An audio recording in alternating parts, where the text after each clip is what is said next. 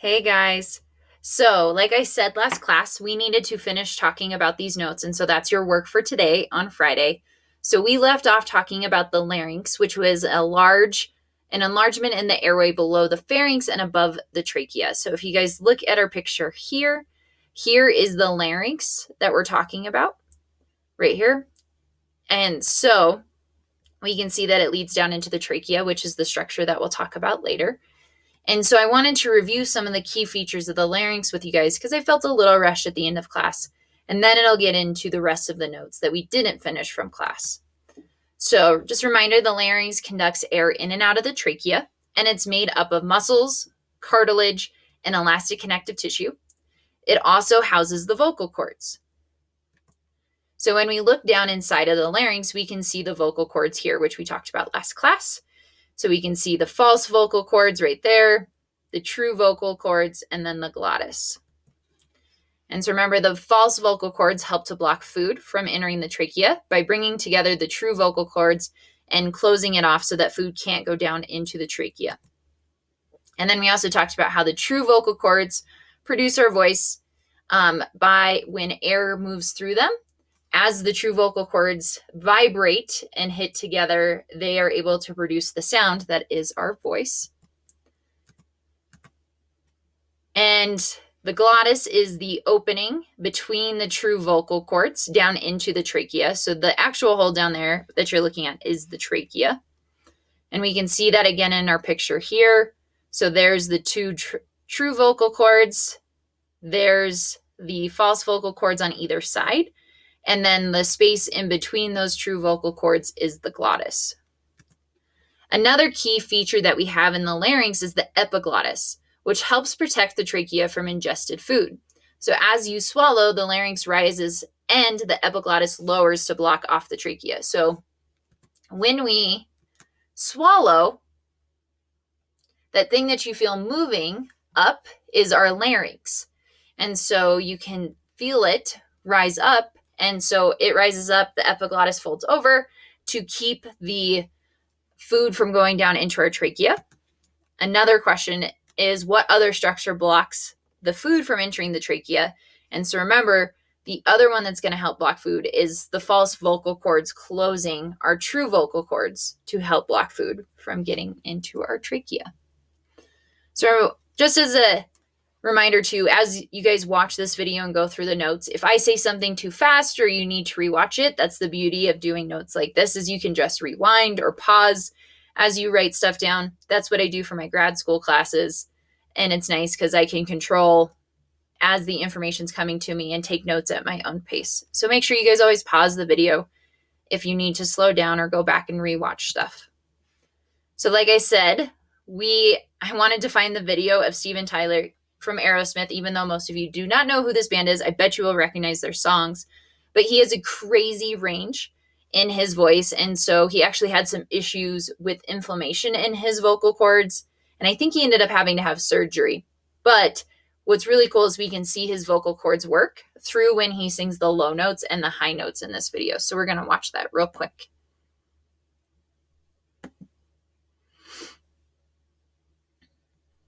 Make that bigger for you guys.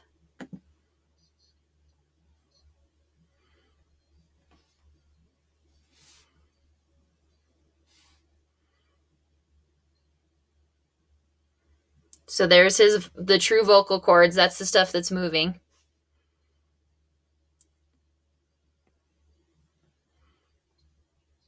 Right there. Those are the true vocal cords.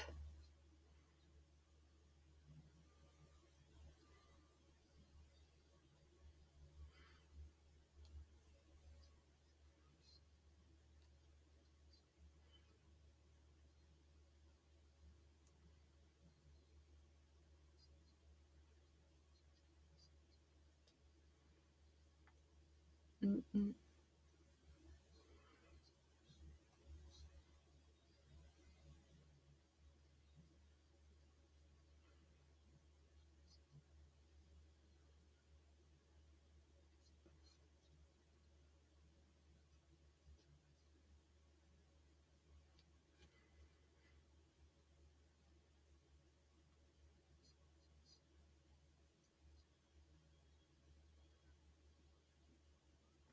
All right. I just think that is the coolest thing in the world to see the difference in how quickly they vibrate. So those low notes, there's less vibration, which is something that you guys can learn about in physics if you ever want to. And then as he reaches for those higher notes, the vocal cords have to vibrate at a faster rate to increase the pitch that is heard. And I'm sorry if I'm messing up explaining that to all my music people out there. You guys can teach me if I said something wrong. All right, moving on. So, true or false, the larynx conducts air in and out of the trachea, keeps foreign objects out of the trachea, and houses the vocal cords. So, think about what your answer is. Pause if you need to think about it. All right. The answer is true. Let's do one more review. The glottis is a flap-like structure that closes the larynx. True or false? This one is false. It's the epiglottis that is a flap-like structure that closes the larynx. And so the last structure that we need to talk about is the trachea. The trachea is a flexible cylindrical tube that is anterior to the esophagus. Remember when we talk about anterior and posterior, those terms are going to come back and we're going to use them a lot as we work through muscles as well. So it's always good to review. But so remember, anterior means it sits in front of. So your trachea is right here. You can actually feel it when you rub your throat. And then the esophagus sits right behind it. And so the lining of our trachea filters incoming air and moves entrapped particles up to the pharynx to be swallowed, which I don't know if you guys have ever thought about the fact that if there's debris in the air that you breathe, that you are actually going to swallow it and your body's just going to break it down and digest it. So your trachea is composed of approximately 20 C-shaped pieces of hyaline cartilage. So remember from our tissues unit, hyaline cartilage is that really strong cartilage. It's got that glassy-like appearance. It gives us a lot of support. And so what it looks like in this picture here, those are the C rings of hyaline cartilage that form our trachea. And you can actually feel them here. Each one of those ridges that you feel on your trachea, that is one of the C-shaped pieces of hyaline cartilage. It provides support, but then still gives us a little flexibility because it has to work next to our esophagus for our digestive system, so it asks, why is cartilage C-shaped? And so when we look at it, it's because it allows the trachea to collapse while we eat, while also preventing the collapse of the trachea when the throat is pressed. So the reason that the hard cartilage is on the anterior surface, so if we look at our picture here, here's the C ring of our hyaline cartilage. And so that's what you guys are feeling here on the front. So this is our anterior side of our neck. Here's the posterior side with our esophagus. And so we can see that the hard cartilage is here for protection in the front, but there is some flexibility back here where it's not fully enclosed so that the esophagus can expand and allow food to come through as it needs to. The other key feature of the trachea is that it's lined with pseudostratified columnar epithelium. See, I told you guys tissues wasn't going to go anywhere. And so this is important because this mucous membrane contains goblet cells and cilia that allows the lining of the trachea to filter incoming air and move those trapped particles back up to the pharynx, like we said, to be swallowed. So it's the mucus and the cilia on these cells that are able to move the particles and things that are in the air as we breathe. So key feature of the trachea that I want you guys to know. And so here's those pictures of that pseudostratified columnar cells.